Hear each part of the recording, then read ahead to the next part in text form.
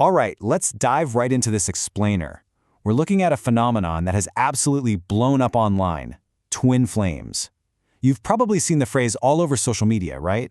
It promises this epic, universe-altering romance. But behind the aesthetic memes and the spiritual buzzwords, there's a wild psychological and historical reality that we really need to unpack today. Have you ever met someone and just felt an instant, overwhelming connection? Like a pull so magnetic it felt literally destined. It's that uncanny, surreal feeling of immediate recognition, almost like you've known this total stranger from a past life. Well, that is the exact emotional hook that draws people into the twin flame ideology. It's the ultimate promise, right? That out there, somewhere, is the exact other half of your soul. So let's get into section 1, the ultimate soul connection. We're going to trace the origins of this ancient idea all the way back to the Greek philosopher Plato's Symposium, where souls were literally said to be split in two. Now you're probably thinking, wait, isn't that just a soulmate? Well, actually, believers draw a really stark line between the two. Soulmates are seen as comforting, complementary partners, and hey, you can have a bunch of them across lifetimes. But a twin flame? Totally different ballgame. You only get one, and they're meant to intensely challenge you. They require deep, intense spiritual and karmic work. It's this unconditionally loving, yet incredibly demanding connection that's specifically designed to force you to confront your darkest shadows. Moving on to section 2, the 8 stages explained. This is the predictable journey that believers claim every single twin flame relationship has to follow. The journey usually starts out beautifully. There's a deep yearning, a chance meeting, and then inexplicable magnetism. You fall hard and fast into what basically feels like absolute paradise. Both people feel entirely understood without even needing to speak. And the chemistry? It's completely off the charts. It really feels like the universe has finally aligned just for you. But then, almost out of nowhere, the dream shatters. Stage 5 brings in this intense turmoil as insecurities and egos bubble up to the surface. And that leads directly to stage 6, which is super vital to understand: the runner and chaser dynamic. Basically, one partner gets totally overwhelmed and retreats. They become the runner. The other partner panics, clings on, and pursues. They're the chaser. Believers actually tell you this painful push and pull is a necessary trial by fire. The idea is that only by surviving this volatile separation, doing the inner healing and surrendering, can the two flames finally reach stage 8, the ultimate soulful reunion. Which brings us to section 3, psychology of the flame. Let's peel back the curtain a bit and look at the clinical reality that's actually driving all this intense magnetism. First off, we absolutely have to talk about limerence, because this is the actual psychological engine behind the inexplicable pull and those euphoric peak experiences people report. Limerence isn't just your standard crush. It is an intense, obsessive type of love. And what's wild is that it's actually sustained by uncertainty.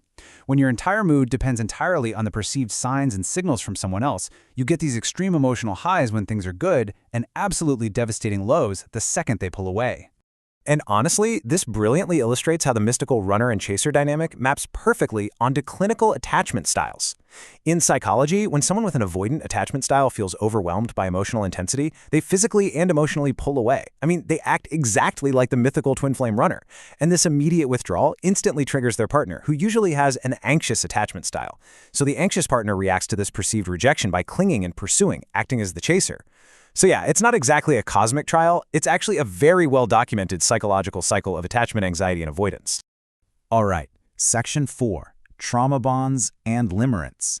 Let's look at how this exact push and pull builds into a genuinely dangerous psychological trap.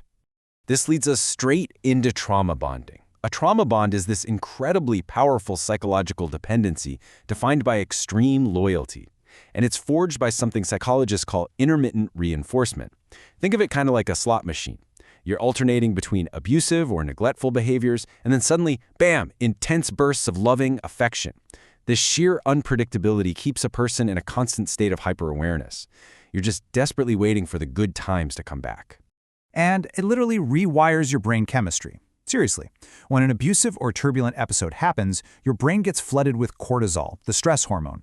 Then, during the reconciliation phase, when the runner eventually comes back, your brain gets a massive hit of dopamine. Over time, the brain basically becomes chemically addicted to this extreme emotional roller coaster. This specific chemical loop is exactly what makes breaking free from these volatile, emotionally isolating relationships so incredibly difficult. It might feel like destiny, but chemically, it functions exactly like an addiction. To make matters worse, you have cognitive dissonance. This is the mental conflict of holding two totally contradictory beliefs at the exact same time. Think about it. If you firmly believe this person is your ultimate destiny, your literal other half, how on earth do you process it when they treat you terribly? To relieve that massive mental friction, victims will often use their destiny beliefs to rationalize the toxic behavior. They'll convince themselves, oh, the pain is just karmic purification, or this is just the necessary turmoil stage of the twin flame journey, and sadly, that keeps them locked right in the cycle. This brings us to Section 5, when cults exploit destiny. We're peeling back the final layer here to see how coercive organizations actually weaponize these exact beliefs. To really grasp how this psychology gets exploited, we have to look at the historical roots of weaponized New Age beliefs. A great example is the Church Universal and Triumphant. It was founded way back in 1958 by Mark Prophet and later led by his wife Elizabeth. They took beliefs in reincarnation and ascended masters and basically blended them with extreme doomsday prepping.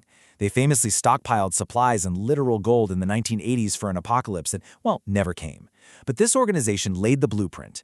They showed how you can take abstract spiritual concepts, claim absolute authority over them, and then use that power to isolate and completely control dedicated followers. And that brings us right out of history and into the present day. We can ground this whole pop psychology trend in reality by looking directly at the Twin Flames universe. This is a modern, internet-based organization operating out of Michigan, run by a couple named Jeff and Shala Divine. They took this entire concept of the twin flame journey and heavily monetized it. They built a massive online community centered around helping people achieve this so-called ultimate union. But, as you'll see, the group has recently been thrust into the national spotlight for some very troubling reasons. Just recently, state, local, and federal law enforcement actually executed search warrants on the Leelanau County home of the organization's leaders. Following that raid, Michigan Attorney General Dana Nessel released a video statement announcing a very active investigation. She stated, and I quote, "Twin Flames allegedly uses coercive control over its members both in Michigan and across the United States. We believe that many of their actions may have been illegal." Let that sink in for a second. The Attorney General's office went ahead and listed specific individuals and entities that are being targeted by this ongoing criminal investigation into coercive control. The list includes the operators Jeff and Shala Divine, two individuals named Christine and Jason Emmerich, and associated organizations like the Church of Union and the Mind Alignment Process. Authorities are actively asking the public right now for tips and information regarding any potential criminal conduct within these specific groups. So, what does this all mean? Why does understanding the psychology behind this actually matter so much? Because we absolutely have to contrast the seductive promise with the really harsh reality. I mean, the promise sounds beautiful, right? Finding your ultimate mirror soul, experiencing boundless love, achieving profound spiritual growth. But the harsh reality?